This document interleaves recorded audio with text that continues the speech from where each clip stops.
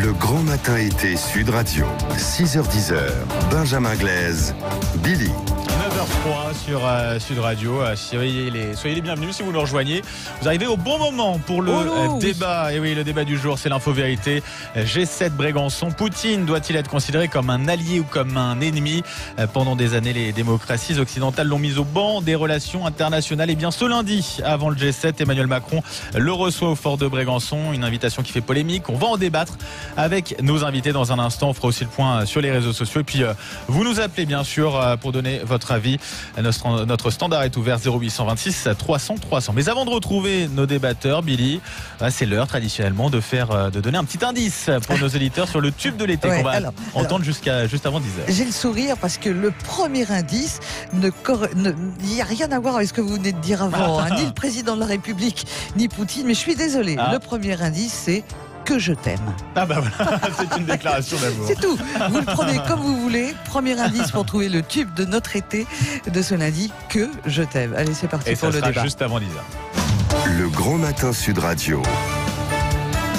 L'enquête de la matinée. Et le débat est ouvert sur Sud Radio. Je vous rappelle la question que l'on vous pose ce matin. G7 Brégançon. Poutine doit-il être considéré comme un allié ou comme un ennemi ? On s'intéresse bien entendu à la réception de Vladimir Poutine par Emmanuel Macron au fort de Brégançon. Cet après-midi, une rencontre qui intervient à quelques jours avant le G7 à Biarritz. Un sommet dont la Russie, on l'entendait dans le flash, a été exclu en 2014 après son annexion de la Crimée. Depuis plusieurs mois, les relations semblent s'être réchauffées entre Macron et Poutine. L'Élysée souligne l'importance d'un dialogue franc avec Moscou sur de nombreux sujets qui, il faut le dire, empoisonnent les relations internationales.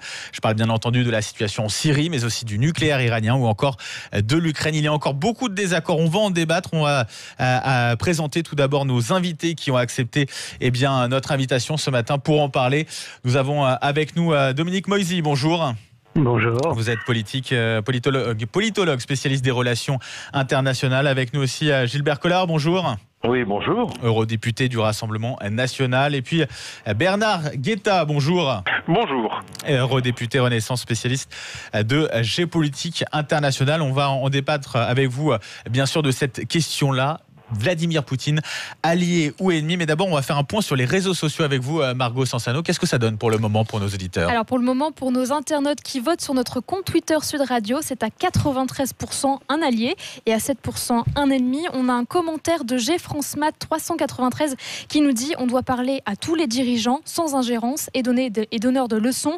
Nous-mêmes, nous sommes loin d'être parfaits ou sans critique. On va accueillir tout d'abord un auditeur qui nous a appelé au 0826 300 300 pour donner son avis. Il va falloir qu'il coupe sa radio aussi parce qu'on l'entend. Vous m'entendez, Christian? Je coupe. Voilà, coupez la radio pour réagir sur cette question. Christian, vous venez d'Anglet. Oui. Quel est votre avis sur la venue de Vladimir Poutine au fort de Brégançon, reçu par Emmanuel Macron? À mon avis, il est un peu comme le dernier Twitter.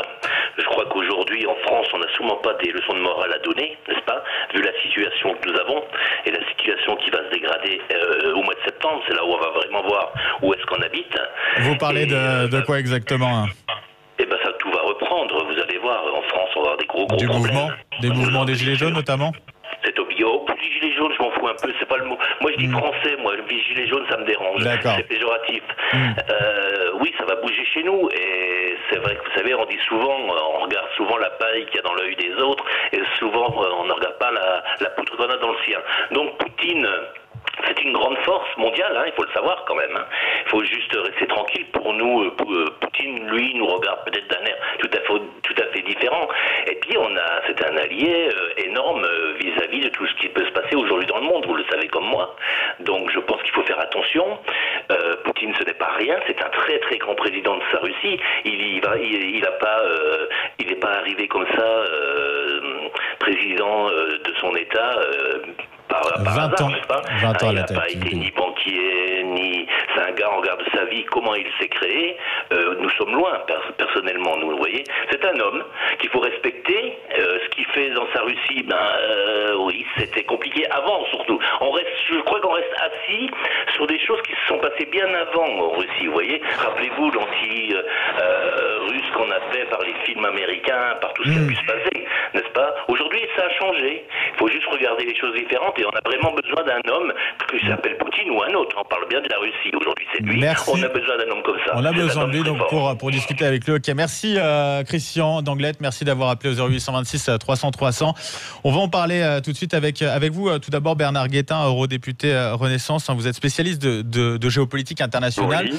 Ça devenait nécessaire d'ouvrir le dialogue avec Vladimir Poutine. C'est pas la première fois d'ailleurs que ce dialogue est lancé par Emmanuel Macron. C'est ce que j'allais vous faire remarquer. Ouais. Ce dialogue n'a jamais été interrompu parce que la Russie est le pays le plus étendu, non pas le plus riche ou le plus puissant, attention, mais le plus étendu du monde, géographiquement parlant. C'est évidemment une très très grande puissance militaire et nucléaire spécifiquement, et c'est surtout le pays aujourd'hui qui est impliqué dans la plupart, la quasi-totalité des conflits ou des tensions ou des tensions aujourd'hui.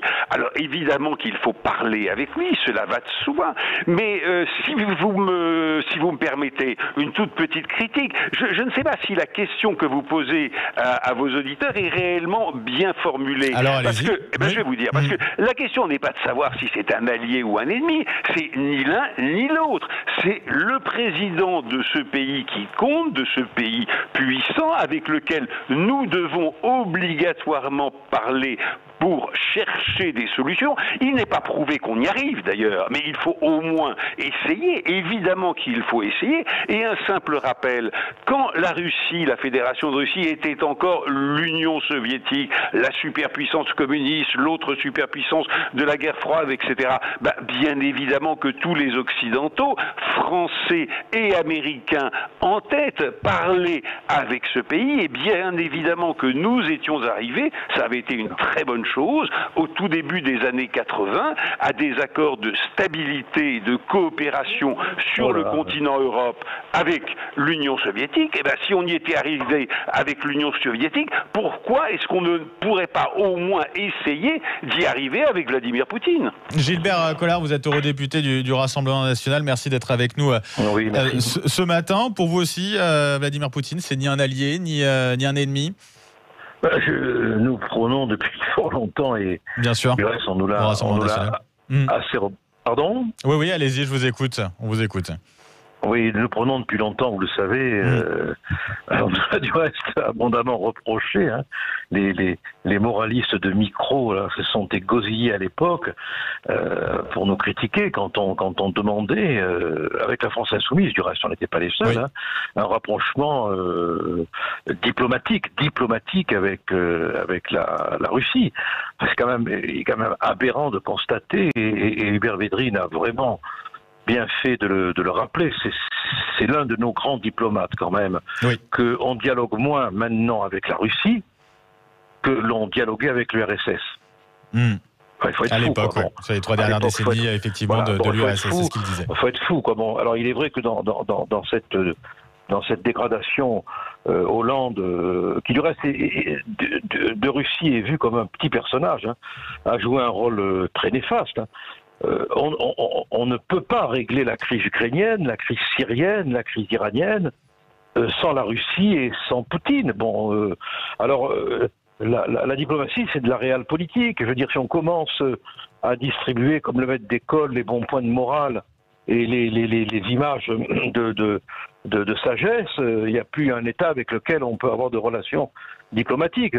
Je pense qu'on a beaucoup plus intérêt à avoir des relations avec la Russie, qui est plus dans l'Europe que la Turquie, par exemple. Et c'est une folie d'avoir rompu, comme on l'a fait, les liens commerciaux, les liens diplomatiques avec ce pays qui occupe une place considérable et qui se rapproche de plus en plus quand même de la Chine, il ne faut pas l'oublier. Bon, et là aussi, si on pouvait éviter diplomatiquement certains rapprochements, ça ne serait pas pour nous une mauvaise chose. Qu'est-ce qu'on a à y gagner concrètement, Gilbert Collard?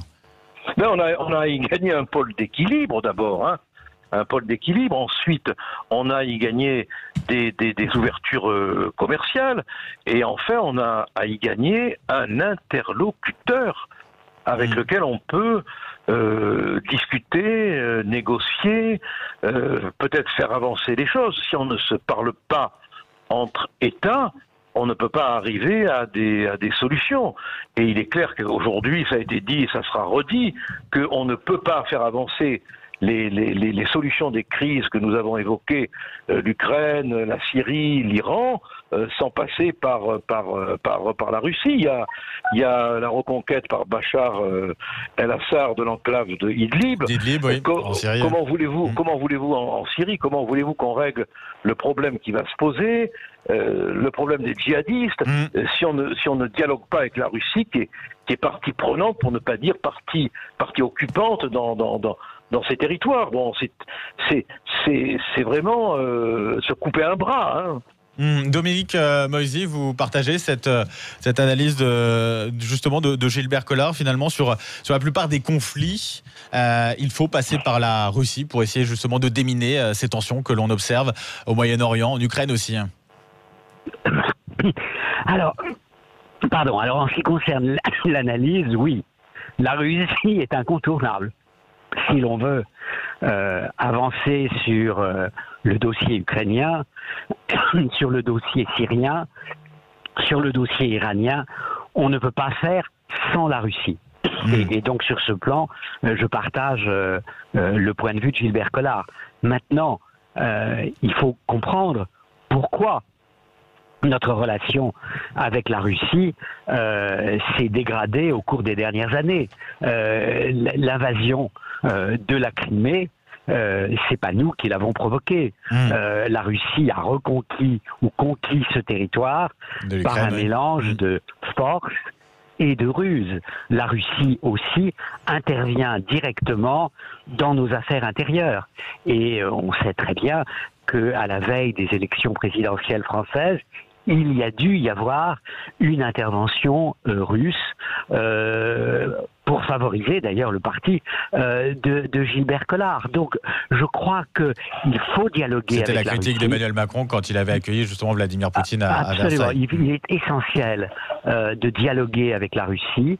C'est un acteur incontournable, mais ce dialogue doit se faire sur une base de réalisme et de fermeté. Nous devons dire à Vladimir Poutine, oui, nous parlons avec vous, mais nous savons ce que vous faites contre nous et nous sommes aussi conscients des vulnérabilités qui sont les vôtres. Un auditeur disait il n'y a pas longtemps que la rentrée serait très difficile pour le président Macron en France.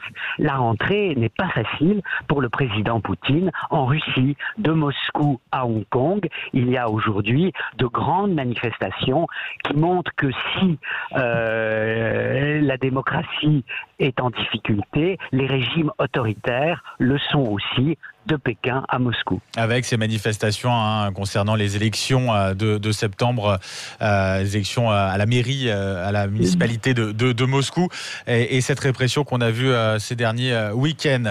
On va laisser passer une courte page de publicité. On va revenir avec vous, avec nos invités, puis avec vous 0826 300 300 sur cette question. Je vous la rappelle, Poutine doit-il être considéré comme un allié ou comme un ennemi? Il est reçu au fort de Brégançon cet après-midi par Emmanuel Macron. On fait un tour sur les réseaux sociaux. Margot Sansano, qu'est-ce que ça donne pour le moment? C'est toujours aussi... Une majorité d'internautes, oui, pensent que c'est un allié à 93%, 7% pensent que c'est un ennemi. Alors si vous souhaitez réagir, nous interpeller, vous pouvez nous appeler au 0826 300 300 ou laisser votre commentaire sur notre compte Twitter Sud Radio. Merci Margot Sansano. On se retrouve dans un instant. Le débat continue sur Sud Radio. Le Grand Matin Sud Radio.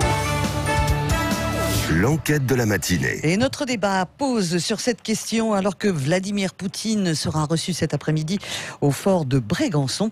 Est-ce que Vladimir Poutine doit être considéré comme un allié ou comme un ennemi, Benjamin Glaise? Et on en débat avec nos invités jusqu'à 9h30 avec Dominique Moisy, politologue, spécialiste des relations internationales. On est aussi avec Gilbert Collard, eurodéputé du Rassemblement national, et puis Bernard Guetta, eurodéputé Renaissance. Bernard Guetta, justement, on a la France qui a quand même effectué certains gestes en direction de la Russie, notamment en demandant à ce que la Russie réintègre le Conseil de l'Europe. Donc on a l'impression que d'un côté, on a fait des avancées, mais du côté de Vladimir Poutine et de la Russie, quelle contrepartie on a eu jusqu'à présent? C'est toute la question. Écoutez, c'est tout l'enjeu de la rencontre de cet après-midi. Est-ce que Vladimir Poutine va cet après-midi dire au président Macron que oui, il serait prêt à bouger sur la question ukrainienne, que oui, il serait prêt à dire aux dirigeants iraniens que non, ils ne doivent surtout pas, en réponse à la démarche de Donald Trump qui est sorti du compromis nucléaire avec l'Iran, qu'ils ne doivent surtout pas rompre eux-mêmes cet accord, qu'ils doivent continuer à rester dans cet accord afin d'éviter réellement une dégringolade dans un conflit armé direct dans le détroit d'Ormuz, dans la région frontalière de l'Iran. Écoutez, oui, vraiment, c'est l'enjeu des discussions de cet après-midi. Mais encore une fois, on ne doit pas confondre, quand on aborde cette rencontre, dialogue et rapprochement. Il n'y a pas, évidemment pas, de rapprochement possible sur le fond, sur la question des principes, sur la question, pardonnez-moi, moi je n'ai pas peur d'employer ce mot, de la morale, absolument. Il ne peut pas y avoir de rapprochement entre une démocratie comme la France et un régime aussi autoritaire, pour ne pas dire une dictature, qu'est le régime russe. En revanche, évidemment qu'il doit y avoir un dialogue, et un dialogue constant, une recherche de solutions sur les grands problèmes internationaux entre deux pays comme la Russie et comme la France. Et encore une phrase. Pourquoi la France? Eh bien, parce que aujourd'hui, la France est de toutes les puissances occidentales la plus stable et la plus cohérente. Le moins qu'on puisse dire est que le président Trump est un homme totalement imprévisible sur tous les dossiers. Le moins qu'on puisse dire est que le pouvoir de Madame Merkel, eh bien, se réduit considérablement puisqu'elle est partante. Et le moins qu'on puisse dire, c'est que la Grande-Bretagne est toute à la crise du Brexit et que l'Italie est toute à sa crise politique intérieure. Alors, qui est-ce qui reste sur la surface du globe comme grande démocratie occidentale stable? Eh bien, la France, incarnée par son président. Et Gilbert Collard, on entendait à l'instant justement Bernard Guetta qui nous expliquait finalement l'importance de parler avec la Russie. Vous parlez de dictature, de régime autoritaire. Oui, j'ai bien écouté. J'imagine que c'est quelque chose mais il y a un parfum de rêverie là qui est extraordinaire sur vos ondes. Hein. D'abord, l'argument de la justification morale qui a été avancée par le premier intervenant, elle est absurde, quoi. Sinon, pourquoi avons-nous des relations avec le Qatar, avec l'Arabie Saoudite, avec la Chine, avec la Turquie? Bon, c'est-à-dire qu'il faut arrêter de faire des choix prétendument moraux qui sont d'une tartufferie absolue. Bon, on négocie, on dialogue, on commerce avec des puissances qui ont les mains pleines de sang et les oreilles pleines de cris de torture. Bon, arrêtons. Alors, pourquoi les uns et pas les autres? Bon, c'est aussi scandaleux d'un côté que de l'autre, mais c'est la réelle politique. Bon, en ce qui concerne l'analyse selon laquelle la Russie que l'on doit fréquenter, bien qu'elle soit infréquentable.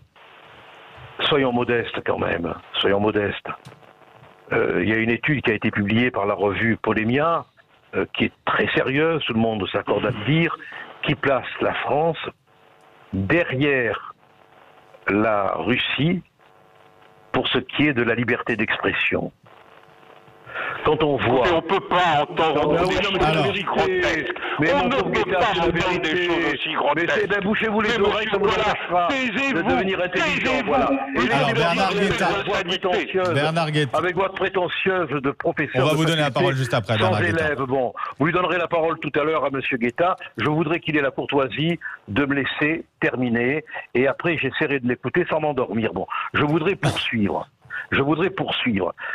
On entend M. Guetta avec sa voix pontifiante nous dire que la Russie est une dictature. Mais enfin, quand même, les ordres qui ont été donnés aux policiers pendant la période des Gilets jaunes, elles ont fait des éborgnés. elles ont fait des amputés, elles ont fait des fracassés. Alors moi je ne dis pas qu'il ne fallait pas rétablir l'ordre, je dis qu'il faut être modeste, même si on est monté sur le cheval de M. Macron. Et quand on dit que le président de la République française est le dernier à assurer une stabilité, il faut arrêter de prendre l'apéritif. Parce que quand on voit d'où on sort, quand on voit les violences qu'on vient de quitter, quand on voit le mécontentement populaire, et quand on voit ce qui va peut-être, hélas, nous attendre, on devrait au moins être modeste et ne pas faire la leçon. Voilà ce que je dis. Alors, la Russie est loin d'être parfaite. Oh, certes, elle est loin d'être parfaite. Et il y a bien des combats à mener pour que les droits de l'homme soient respectés là-bas.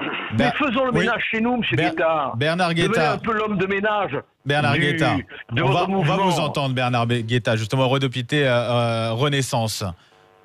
Écoutez, en Russie, il n'y a pas, simplement pas, de liberté de la presse.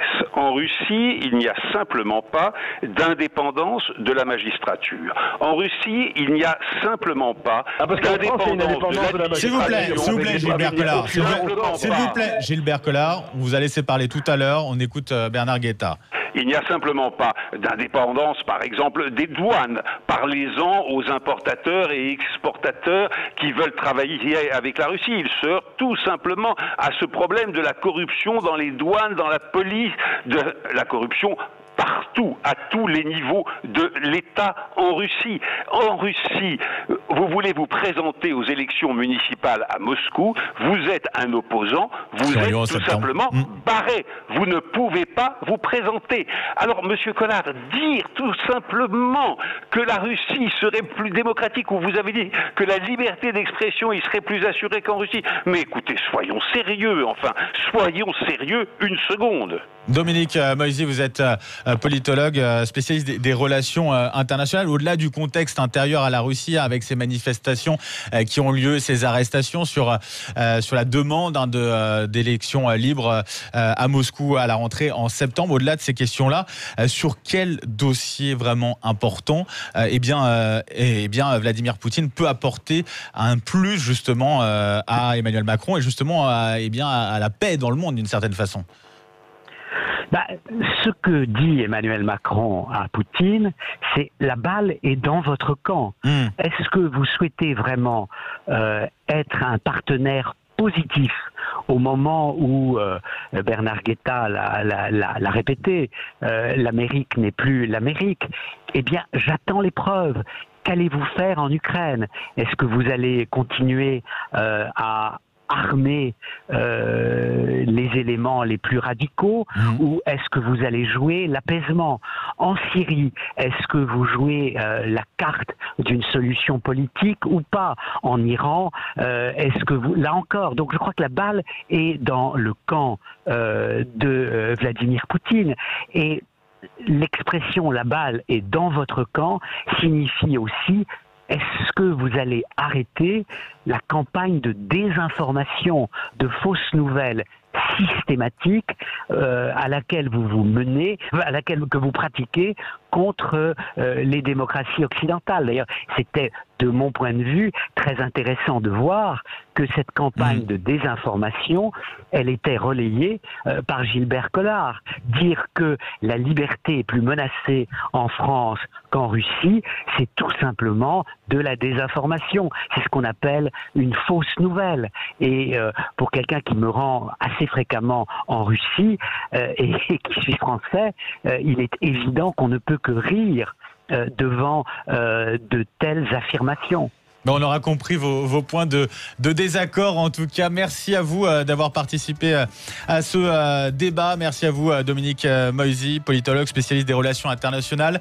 Merci à Gilbert Collard qui est avec nous, eurodéputé du Rassemblement national. Et merci Bernard Guetta, eurodéputé Renaissance, d'avoir été avec nous pour ce débat avec cette question. Poutine doit-il être considéré comme un allié ou comme un ennemi? Il sera reçu cet après-midi, fort de Brégançon, par Emmanuel Macron.